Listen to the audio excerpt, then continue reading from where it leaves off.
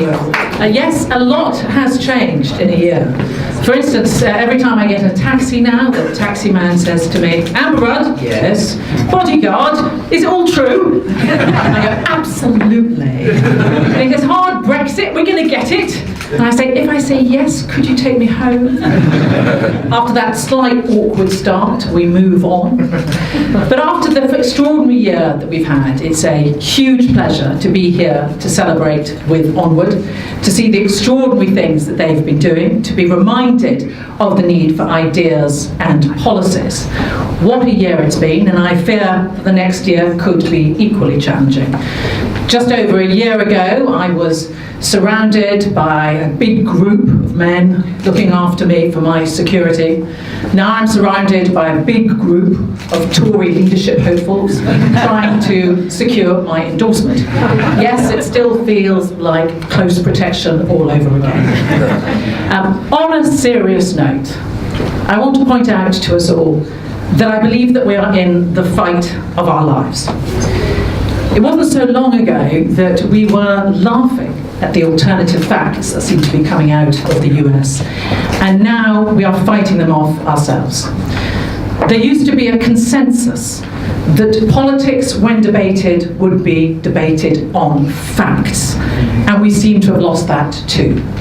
The extremism is coming up to us from the left and from the right, and we need to make sure that we fill the middle. And we fill it not just with what people sometimes call moderation, we fill it with our ideas, our thoughts, and our own conservative momentum of what we think we can change and what we can do. Because if we leave that vacuum, there will be consequences. We already have a situation where there's an established politics of grievance, of outrage. And what we experience as MPs is that this line of betrayal, of traitors, can lead very quickly to outrage, which leads to abuse, which can lead to violence. Now, I'm not saying, as some people are, if you don't do this or if you do that on Brexit, then there'll be violence on the streets. But I am saying that it seems like every week we seem to have notification of another situation where an MP has had some sort of threat. Cresta Dick just said to us recently that she has never seen the sort of abuse to MPs that we are seeing now. And I think we have to be so careful as a society not to accept that. We mustn't allow there to be a kind of recalibration to a low level of acceptance of the type of abuse that any elected official can fall into. We mustn't accept the level of discourse that sometimes takes place now that is led by extremism on the left or the right as though it is normal. We have to call it out, we have to do something about it, and we need organisations like Onward to produce their ideas and their pamphlets and their arguments and give the rest of us the material that we need to be able to argue for the conservative values that we know are true and important. So what can we do about it as a group who are gathered here today of lots of MPs and ministers who believe in those values? Well, I think one of the things we have to do is be bold about calling it out. And it's not easy to do it, because as soon as you do, you get a whole range of abuse. It's much easier to keep your head down in this, but it's wrong to do so. And the clearest example of that, I feel, is the Euro elections, which are coming up. And a lot of people are saying, a lot of even Conservatives are saying, want nothing to do with it, I'm going to stay out of it. Frankly, my wife is voting Conservative, Brexit, whatever they're doing.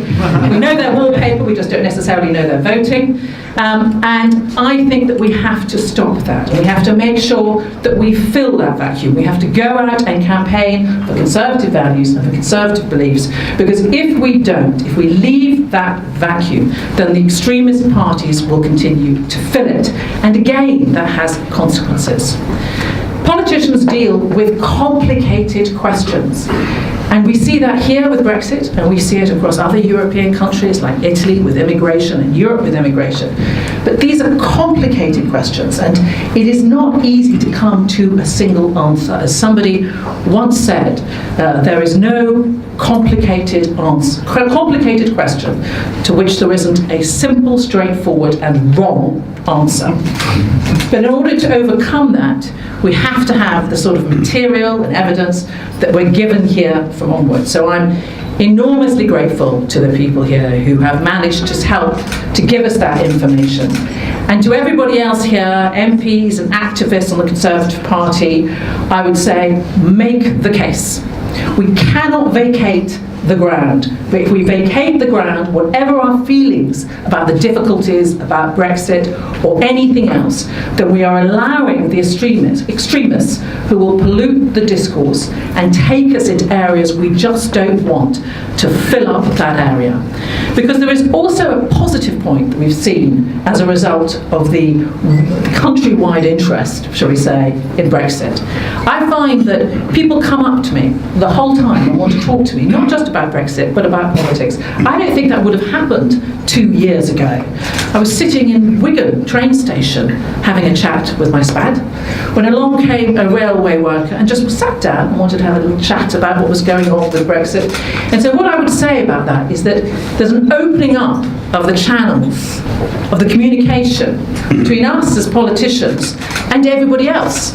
And we should use that. And we should use that to put forward the different ideas, new policies, and above all, our positive vision of what we can do for this country and how we can improve it. It does take a certain courage.